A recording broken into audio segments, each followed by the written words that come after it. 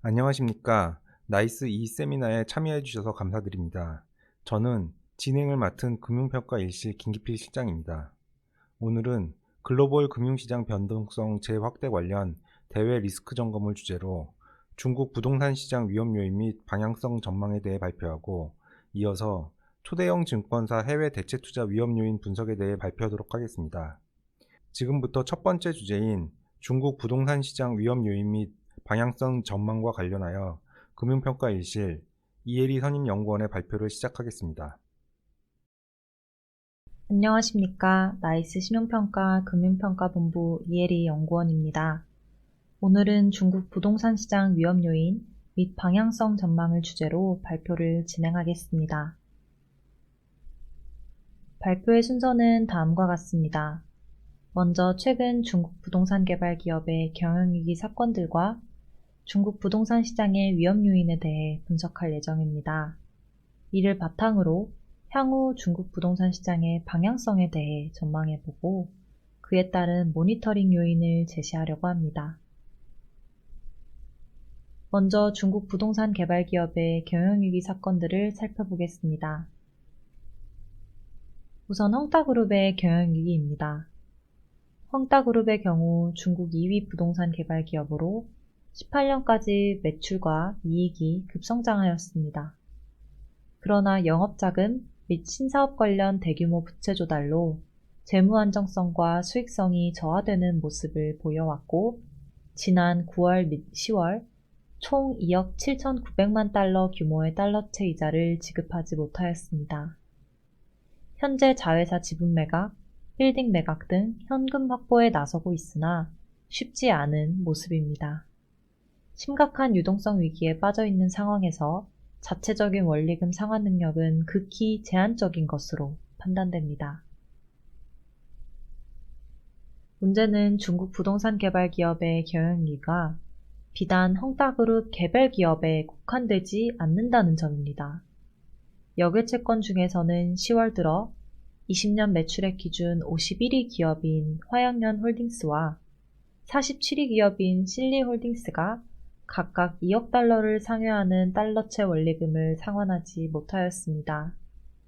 역내 채권으로 보면 14위 기업인 화샤싱푸 그리고 38위 기업인 랑광발전의 원리금 미지급이 발생하는 등 중국 부동산 개발 기업의 유동성 위기 소식이 끊이지 않고 있습니다.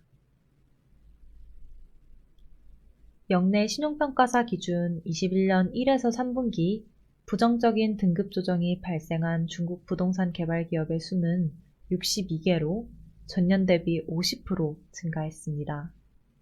글로벌 신용평가사의 경우에도 무디스의 경우 10월 19일 하루 만에 7개 부동산 개발 기업의 신용등급을 하향하는 등 부정적인 신용등급 조정이 지속되고 있습니다. 지속되는 신용 이벤트와 등급 조정 등으로 인해 부동산 개발 기업들이 다수 포진해 있는 중국 정크본드 인덱스 수익률은 통계 작성 이래 최고점에 도달한 모습을 보이고 있습니다. 따라서 본고에서는 최근 중국 부동산 개발 기업의 경영위기 원인과 중국 부동산 관련 위험 요인을 점검하고자 합니다. 첫 번째 위험 요인은 중국 정부의 강력한 부동산 규제 정책입니다. 이는 최근 중국 부동산 기업의 유동성 위기가 심화된 가장 직접적인 원인이기도 합니다. 20년 8월 정부는 중국 부동산 개발 기업들이 3가지 레드라인을 충족해야 한다는 규제를 발표했으며 몇 달 뒤인 12월에는 은행 유형에 따라 부동산 기업 대출 및 주택담보대출 비중 상한선을 제시하였습니다. 규제에 따르면 레드라인 위반 개수가 많을수록 당해년도 부채 증가 허용 범위가 줄어들며 3가지 레드라인을 모두 미충족할 경우 당해년도 부채 증가는 불가능해집니다. 또한 은행 입장에서는 대출 상한제로 인해 제공할 수 있는 대출의 양적 규모가 줄어들게 되고, 이에 따라 더욱 까다롭게 기업을 심사하고 자금을 제공하게 됩니다. 그러나 아직 중국 부동산 개발 기업 중 세 가지 레드라인을 모두 만족한 기업은 38%에 불과하고 세 가지 지표를 별도로 보았을 때 20년 말 기준 지표를 충족할 수 있는 기업은 각각 57%, 70%, 78%로 역시 아직 미흡한 수준입니다. 따라서 중국 정부의 강력한 부동산 규제가 과도한 레버리지로 성장한 부동산 개발 기업의 추가 조달을 어렵게 만들고 더 심한 유동성 위기에 빠지게 하는 위험 요인으로 작용하고 있습니다. 두 번째 위험 요인은 중국 부동산 개발 기업의 과중한 부채 부담입니다. 상장 부동산 개발 기업의 합산 부채 비율이 20년 말 기준 360% 수준으로 업계 전반적인 부채 부담이 높은 편입니다. 이는 상당수 개발 기업들이 높은 차입 조달로 토지 사용권을 확보하고 빠른 시일 내에 분양을 진행하여 현금을 회수하는 공격적인 사업 확장을 지속해왔기 때문입니다. 그러나 부동산 개발회사 전반적으로 수익성은 점차 하락하고 있습니다. 상장 부동산 개발 기업 합산 기준 순이익률은 18년 12%에서 21년 상반기 8%까지 하락했습니다. 이는 토지 가격이 전반적으로 상승하는 가운데 각 지방정부에서 규정한 분양가 상한 제한을 엄격히 따라야 하는 점이 부동산 개발 기업 수익성 하락의 주요 원인으로 보입니다. 따라서 과도한 레버리지로 사업을 확장하는 가운데 수익 창출 능력은 하락하면서 21년 상반기 합산 기준 부의 현금 흐름을 나타내는 등 현금 흐름이 악화된 모습을 보였습니다. 정부의 강력한 부동산 규제로 조달 여건이 악화된 가운데 수익성도 저하된 상황이라 기업들의 과중한 부채 부담은 위험 요인으로 작용하고 있습니다. 세 번째 위험 요인은 중국의 부동산 공급 과잉입니다. 16년 이후 중국의 부동산 개발 투자액과 주택 신규 착공 및 시공 면적은 코로나 초기 시기를 제외하면 매년 전년 대비 증가 추세를 유지하고 있습니다. 주택 준공 면적의 경우 17년 이후 감소하는 모습을 보였으나 21년 들어 다시 큰 폭으로 증가하고 있어 과도한 주택 공급이 지속되고 있는 것으로 판단됩니다. 실제로 중국 곳곳에서 유령 도시들을 발견할 수 있습니다. 보통은 국가 발전 계획에 따라 세금 혜택 등이 주어지고 대규모의 투자가 수반되어 개발이 증가하였으나 해당 지역 수요가 예상만큼 크지 않아 대거 공실이 발생한 결과입니다. 높은 재고 소진 주기도 공급 과잉 문제를 설명하고 있습니다. 북경 등 1, 2선 도시 10개 지역의 주택이 판매되는데 약 1년 1개월의 시간이 걸립니다. 통계에 포함되지 않은 3선 이하 도시를 고려할 경우 주택 재고 소진 주기는 더 길어질 것으로 보이며 이는 중국 전반적으로 주택 재고 부담이 높다는 점을 시사합니다. 또한 21년 들어 2선 도시에서 급격하게 주기가 늘어나고 있는 점도 확인할 수 있는데요. 3선 이하 도시에서는 공급 과잉 문제가 더욱 두드러질 것으로 보입니다. 이는 경제 성장을 중시하는 3선 이하 도시의 지방정부가 토지 공급과 개발 프로젝트에 수반되는 투자를 통해 지역 경제 성장을 도모했기 때문입니다. 따라서 헝다를 포함한 많은 부동산 개발 기업들은 상대적으로 지방정부의 토지 사용권 공급이 원활하고 수익성이 높은 3선 이하 도시에서 적극적으로 개발을 진행했습니다. 문제는 3선 이하 도시의 주택 수요가 인구 통계학적 요인 등으로 인해 공격적인 공급 대비 크지 않다는 점입니다. 실제 일부 도시에서 긴급 자금 회수를 위해 할인 매각을 진행해도 쉽게 판매가 되지 않는 상황이 발생하고 있으며 이는 유동성 위기를 심화시키는 위험 요인으로 작용하고 있습니다. 부동산 개발 기업의 부도가 지속되고 있고 중국 부동산 시장에 앞서 말씀드린 세 가지 위험 요인이 존재하는 가운데 향후 중국 부동산 시장의 방향성 전망을 살펴보겠습니다. 첫 번째로는 중국 부동산 가격이 상승세 둔화 내지 하락 전환할 것으로 보입니다. 우선 정책 측면에서 강화된 부동산 규제가 유지될 것으로 예상되는 가운데 수요 측면에서는 주택의 실질적 구매 수요가 있는 인구 비중이 16년 이후 지속적으로 감소하고 있어 부동산 가격에 부정적이라고 판단됩니다. 또한 최근 몇 년간 대도시로의 인구 이동 현상을 고려할 때 특히 삼선 이하 도시에서 공급 과잉 문제가 더 두드러지며 더욱 큰 폭의 가격 조정이 있을 것으로 전망됩니다. 가격 측면에서는 PIR 비율을 감안할 때 중국의 PIR 비율은 28배로 글로벌 주요 국가 대비 높은 모습입니다. 2, 3선 도시의 PIR 비율도 영국 대비 높게 나타나는 등 전반적으로 과한 가격을 형성하고 있습니다. 이는 중국 부동산 가격이 전반적으로 구매 능력 대비 과도하게 상승했음을 시사합니다. 따라서 앞서 말씀드린 정부의 정책 기조, 현재 수요 대비 과도한 공급, 그리고 중국 부동산의 높은 가격 수준을 고려할 때 전반적으로 부동산 가격 상승세가 둔화될 가능성이 높으며 삼선 이하 도시 및 수급 대비 가격이 급등한 일부 지역에서는 부동산 가격이 하락 전환할 모습을 보일 것으로 전망됩니다.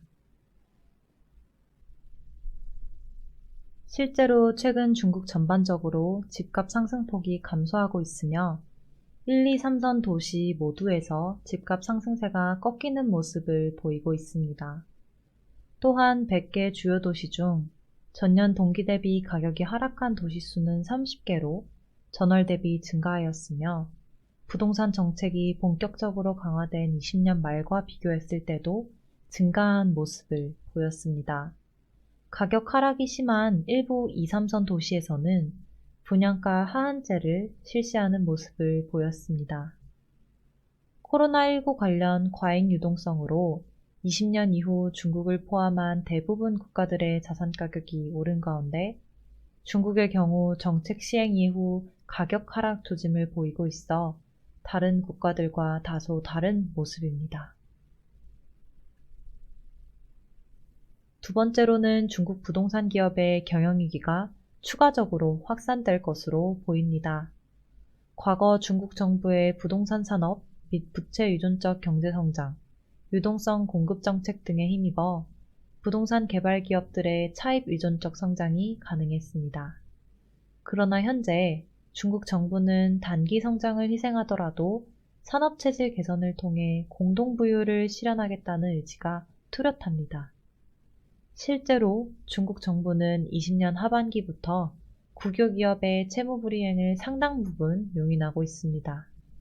전반적인 정책 흐름과 높은 부동산 규제 강도를 감안할 때 중국 정부는 부동산 개발 기업들의 채무불이행을 상당 부분 용인할 것으로 전망됩니다. 또한 정부는 최근 인터넷, 교육산업 등 급격하게 성장한 민간 산업 영역에 대한 통제를 강화하고 있습니다. 알리바바는 반독점법 위반으로 한화 약 3조 원의 거액 벌금을 물게 되었고 중국 3위 민영보험사였던 안방보험과 중국 최대 민간 항공사였던 하이난항공은 구조조정 이후 실질적으로 국유화되었습니다. 따라서 헝다 등 부동산 개발 기업의 구조조정 과정에서 부동산업에 대한 정부의 통제가 크게 강화될 것으로 전망됩니다. 또한 현 수준의 부동산 규제 강도를 중단기적으로 유지할 가능성이 높은 가운데 부동산 개발 기업들의 자금 조달 여건 개선은 쉽지 않을 전망입니다. 부채 비율이 높고 정부의 세 가지 레드라인을 충족시키지 못한 기업들과 규모가 작아 변동성이 큰 중소형 개발 기업들 중심으로 유동성 위기가 더 크게 나타날 것입니다. 지속적으로 원리금 만기 도래를 앞두고 있는 가운데 중국 부동산 개발 기업의 경영위기가 추가적으로 확산될 가능성이 존재합니다. 세 번째 전망은 연관산업 위험 전이 등 파급 확산입니다. 부동산업이 중국 GDP에서 차지하는 비중은 7.5%로 연관산업인 건설업을 함께 고려할 때 전체 GDP에서 차지하는 비중은 13.5%에 달합니다. 이처럼 중국 경제에서 부동산업이 높은 비중을 차지하는 가운데 중국 부동산 시장의 위기는 비단 부동산업뿐만 아닌 건설업, 철강업, 금융업 등 다양한 산업에 연쇄적으로 부정적인 영향을 줄 수 있습니다.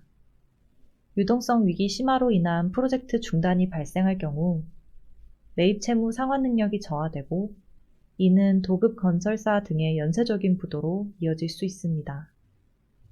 심각할 경우 후방 산업인 철강 및 건자재 수요 둔화까지 초래할 가능성이 존재합니다. 또한 부동산 기업에 자금을 제공한 은행 등 금융기관들의 부실자산 비율 증가가 예상되며 은행의 자산 건전성 및 자본 적정성에 부정적인 영향을 미칠 수 있습니다. 경제 성장률 측면에서도 부동산 경기 둔화는 치명적입니다. 중국 지방정부들은 토지 사용권을 양도함으로써 얻는 수익과 개발이익이 전체 공공예산 수입의 절반 내외를 차지할 정도로 부동산 시장에 대한 의존도가 높습니다. 부동산 개발 기업의 유동성 악화와 부동산 가격 하락이 토지 거래 감소로 이어질 경우 지방정부의 재정 수입이 악화될 가능성이 있고 이는 지방정부 지출 감소로 이루어질 가능성이 존재합니다. 일반 가계에서는 부동산 경기 위축에 따른 주택가격 하락 시 가계 소비 심리 위축으로 인한 내수 침체 가능성이 존재합니다. 민간 기업 역시 각종 규제의 불확실성 속에서 적극적인 투자를 집행하기 어려울 가능성이 높아져 부동산 시장의 위기는 중국의 경기 둔화 속도를 가속화할 것으로 전망됩니다. 국민의 지지 기반을 중시하는 중국 정부가 여러 산업에 걸친 대규모 도산으로 인해 심각한 경기 침체가 발생할 때까지 사태를 방치할 가능성은 낮습니다. 그러나 정부의 개입 의지와는 별개로 부동산 기업의 경영위기가 부동산 시장의 경착륙 및 경제 전반으로 파급이 확산될지는 정부의 대처 속도와 대처 방식에 의해 결정될 것으로 보입니다. 마지막으로 중국 부동산 시장 관련 주요 모니터링 포인트를 말씀드리겠습니다. 우선 중국 외화 채권 투자에 대한 해외 채권자의 손실 및 그에 따른 수요 변화에 대한 모니터링이 필요합니다. 알리바바와 디디추싱 사례에서 보는 바와 같이 정부의 정책 변화에 따라 주가가 큰 폭으로 하락한 바 있으며 이는 해외 투자자의 신뢰 하락으로 이어질 수 있습니다. 과거 중국 외화채권 부도 시 자금 회수까지 긴 시간이 소요되고 회수율 역시 낮았습니다. 비교적 회수율이 높고 빠르게 진행되었다고 평가받은 국유 IT 기업 방정그룹의 부도 케이스를 살펴보면 실질적인 채무 불이행이 발생한 지 1년 6개월 이후 채무 조정을 승인받았으며 무보증 사채 기준 31%의 회수율에 불과했습니다. 민간 기업의 채무 불이행 시 국유 기업 대비 회수율이 보통 더 낮은 특징을 보여왔기 때문에 해외 투자자들의 큰 손실이 예상됩니다. 21년 9월 말 기준 중국의 비금융 기업 여객채권 중 부동산업이 35% 내외의 높은 비중을 차지하고 있습니다. 지속적인 채무불이행 발생으로 해외 투자자의 중국 채권에 대한 신뢰도 하락이 추가적으로 발생할 경우 중국 기업들의 외화채권 차환 위험과 조달 비용이 증가할 수 있습니다. 따라서 선진 금융시장과는 다른 중국 정부의 정책 및 파산 제도에 따라 채권 회수가 지연되고 회수율이 기대에 미치지 못할 경우 글로벌 투자자금의 중국 이탈 가능성도 존재합니다. 또한 중국 헝다발 부동산 개발 기업의 경영위기 사태가 중국의 대내외 불확실 요인과 복합적으로 작용하여 위기가 증폭되는지에 대한 모니터링이 필요합니다. 현재 중국 내부적으로는 민간 산업에 대한 통제와 규제를 강화하는 점이 불확실성으로 작용하고 있습니다. 또한 전력난과 탈탄소 지표 충족을 위해 전력 소비가 높은 제조업의 생산 차질이 불가피해지고 공급 측면 인플레이션 압박이 증가하고 있습니다. 대외적으로는 호주 외교 마찰, 미국의 대중국 압박이 지속되는 등 불확실성이 존재하는 상황입니다. 따라서 앞서 서술한 부동산 시장의 위기가 현재 중국이 직면하고 있는 대내외적인 문제들과 맞물려서 발생할 때 위기가 증폭될 우려가 존재하여 모니터링이 필요합니다. 마지막으로 한국에 미치는 영향에 대해서 말씀드리겠습니다. 국내 금융기관이 직접적으로 보유한 헝다 관련 익스포저 및 중국 부동산이 많지 않아 관련 영향은 제한적인 것으로 판단됩니다. 그러나 중국 부동산 개발 기업의 지속적인 부도 발생으로 경기 침체가 발생할 경우 중국 경제 의존도가 높은 국내 경기와 금융시장 역시 부정적인 영향을 받을 가능성이 존재합니다. 따라서 국내외 경제에 미치는 파급 효과에 대한 면밀한 모니터링이 필요하고 대중국 익스포저 관리에 신중해야 할 시기로 판단됩니다. 이상으로 발표를 마치도록 하겠습니다. 감사합니다. 지금부터 Q&A 시간을 갖겠습니다. 먼저 사전 접수된 질문을 확인해 보겠습니다. 중국 부동산 시장 위험 요인 및 방향성 전망 관련 첫 번째 질문입니다. 헝다 등 부동산 개발 기업의 부도가 시스템 리스크로 발전할 가능성에 대해 답변 주시기 바랍니다. 중국 정부의 강력한 통제 능력, 세계 2위의 경제 규모와 외환 보유 규모, 주요국 대비 낮은 정부 부채 비율 등을 고려할 경우 헝다 관련 부동산 위험 요인에 대해 중국 정부는 충분한 대응 능력을 보유하고 있는 것으로 판단됩니다. 은행의 경우 5대 국유은행의 양호한 자본 적정성 등을 기반으로 부동산 기업 관련 부실을 흡수하는 등 단계적 대응이 가능할 것으로 보입니다. 따라서 헝다 관련 부동산 개발 기업의 부도가 시스템 리스크로 발전한 가능성은 크지 않다고 판단됩니다. 그러나 앞서 발표에서 말씀드린 듯이 부동산 관련 누적된 위험 요인과 현재 중국이 대내외적으로 직면한 문제들이 복합적으로 작용할 수 있습니다. 위기가 증폭될 경우 정부의 통제 범위를 넘어설 가능성이 존재합니다. 건설업 및 부동산 관련 익스포저의 부실화 가능성이 있으며 금융기관의 경우 주로 주식제 상업은행과 중소형 지방은행들에서 영향이 크게 나타날 것입니다.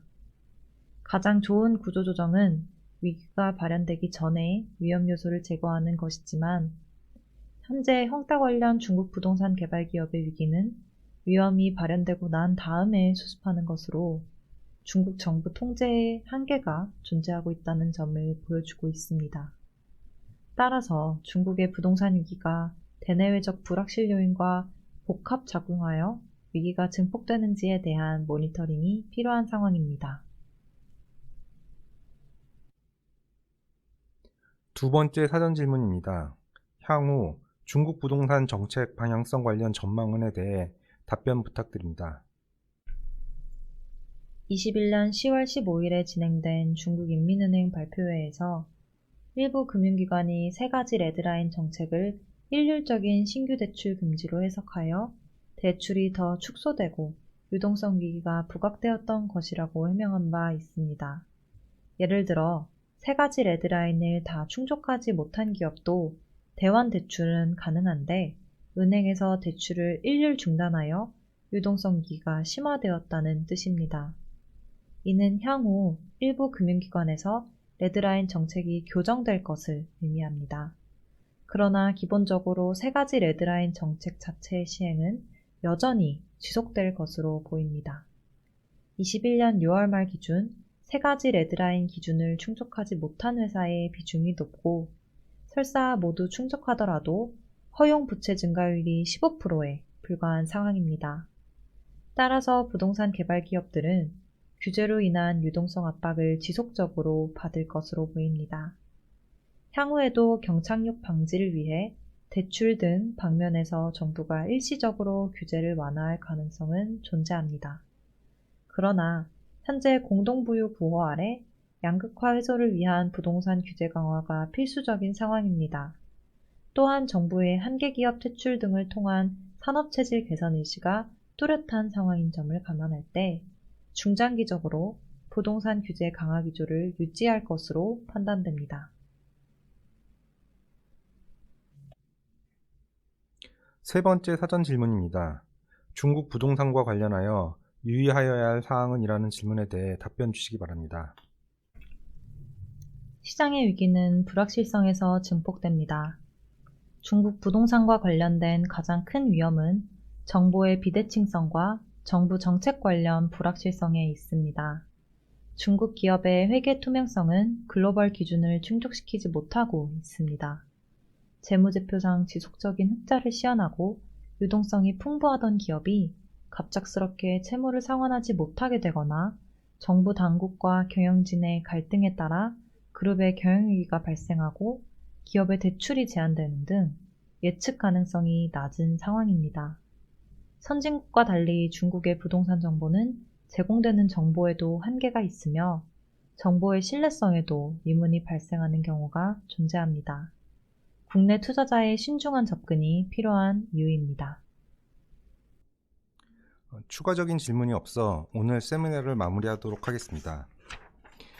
긴 시간 시청해 주셔서 감사드립니다.